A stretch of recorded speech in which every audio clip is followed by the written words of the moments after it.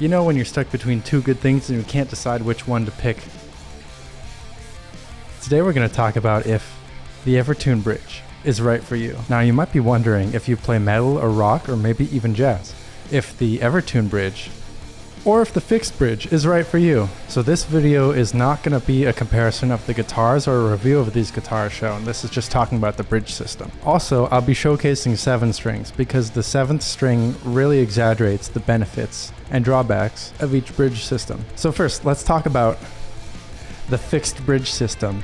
Now, the fixed bridge, it's everywhere. It's been around since the dawn of time. It's readily available. You can try one real quick at pretty much any guitar store. I'd be shocked if there was a guitar store that didn't have a fixed bridge of any kind. And another benefit of fixed bridge is that there's a lot of variety. You know, there's the tune-o-matic, there's the hip shot, all kinds of bridges. There's the Tele style vintage. So you're bound to find one that feels good to your hand, feels good to play, is easy to adjust the way you like it, looks the way you like it. And in terms of adjustments, you know, they're pretty easy to adjust too. They're pretty simple. There's no spring mechanisms or crazy things like that. I mean, as hard as it gets, maybe some of them have covers on them that you might have to remove if you adjust the intonation or anything. And because they're so simple, they're getting all that vibration of the string into the body wood. You know, if you're into tone wood, that gives you the resonance that you like.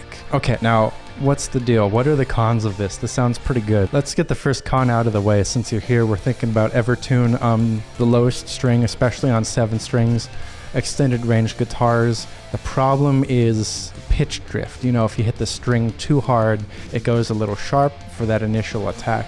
And when you're on the 7th string especially, or if you're in like low tunings, things like that, even the low E string, if you hit it hard, the pitch drift is going to be pretty noticeable.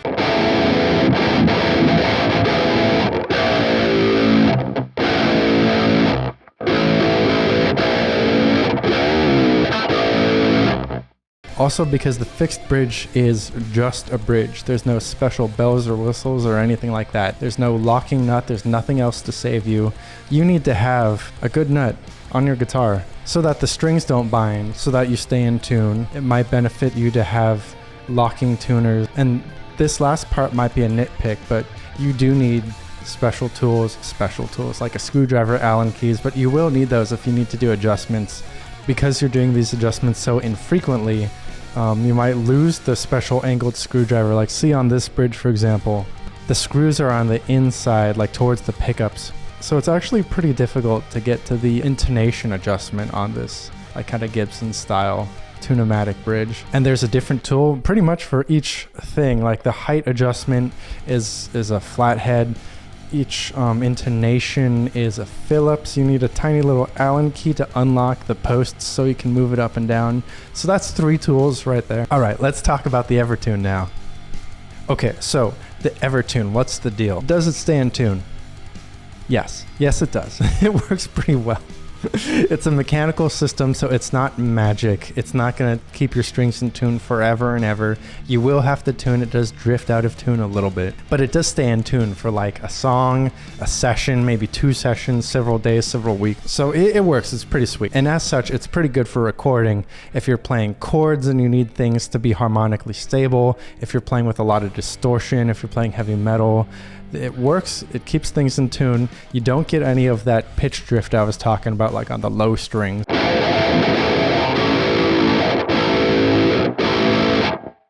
So as long as the string gauge is supported by the bridge and you can tune to the tuning you want, you're good to go. You're off to the races. Another benefit, another pro, is that it's the same tool, the same Allen key hole, and it comes with it, this little Allen key, for adjusting everything, for adjusting the tuning, for adjusting the intonation and the string height. So that's very convenient. And another pro is the configurability. You can set it up so that it'll stay in tune forever, even if you bend it. You can set it up to the bend zone so that you can still bend, but you get the benefits of the Evertune. All right, so how come everyone doesn't like this? How come these aren't everywhere by now? What's the big deal? What are the cons? Well, one con is that the Evertune only comes in this shape right here, in this one shape. So if you don't like the feel of this one shape right here, you're kind of out of luck. You kind of have to work with just this feel on your hand, which I'm a fan of, so it's not a problem for me. But if you don't like it, which is perfectly valid, you're kind of out of luck there. Also, because these aren't everywhere, it might be hard to find in your guitar store. There might be a guitar floating around, there might not be. You might have to just buy a guitar sight unseen to try it and then return it if you don't like it. So you'd have to go through that hassle. Also, due to the nature of how it works, to switch the strings between the zones, you actually have to tune it with the tuning pegs. Tune it. You have to use the tuning pegs right here, the tuners, to change the tension to get it into the bend zone. Because the bend zone, how that works is the string tension gets strong enough to almost bottom out the device. That's how you get to the bend zone. So also because of that, a con is if you like the bend zone, you need to do a lot of string bends, but you don't like high string tension, you also might be out of luck there. You might have to try a lighter string gauge, or else you just might have to deal with it and strengthen your hands. Also, it's worth mentioning, because this is a complex mechanical system, it can get stuck. It's pretty easy to debug. There's a bunch of videos online on how to do it. You basically loosen it until it bottoms out, then you try tuning it or adjusting it again. So it doesn't happen too often. This one actually hasn't done it yet, which is nice, but it can happen here or there, and it can be fixed, but it's pretty annoying. If you're playing like a live situation and you need to tune something, adjust something, and it gets stuck, that can just be added stress. Also, because there's so many like springs and levers, like look how much wood is removed, and you don't have like a sustain block or anything in there. It can rob some sustain. I've noticed this more on the 6-string models. The 7-string models, maybe because they're more massive, I don't know.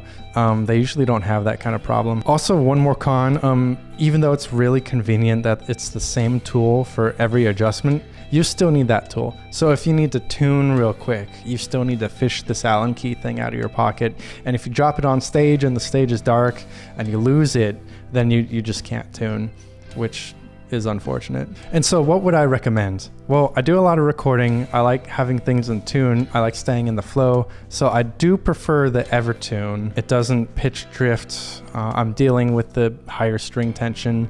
It stays nice and tuned for recording. So this is my weapon of choice. But sometimes you just need something nice and simple. Sometimes you just want to hit the string, hear that pitch drift. It's pretty satisfying. And who doesn't love just playing guitar, making an adjustment, you feel it instantly, you don't have to play around with any special tuning tools. You can change your tuning real quick to drop G if you want. You can change to an open tuning real quick. If you're changing tunings a lot, you definitely probably want to stick away from the Evertune, because that would be a nightmare. You have so much more control over the state of the string with a simple fixed bridge. So if that's your kind of jam, if that's your dealio, definitely go for a fixed bridge. And it doesn't have to be the tune-o-matic bridge, it can be any fixed bridge. So there you have it. Did I answer your questions? Do you have any more comments or thoughts? Anything else you need addressed? Let me know in the comments below, and do all the wonderful YouTube things like comment, subscribe, share, print it out, share it, post it everywhere, and that's it. Peace.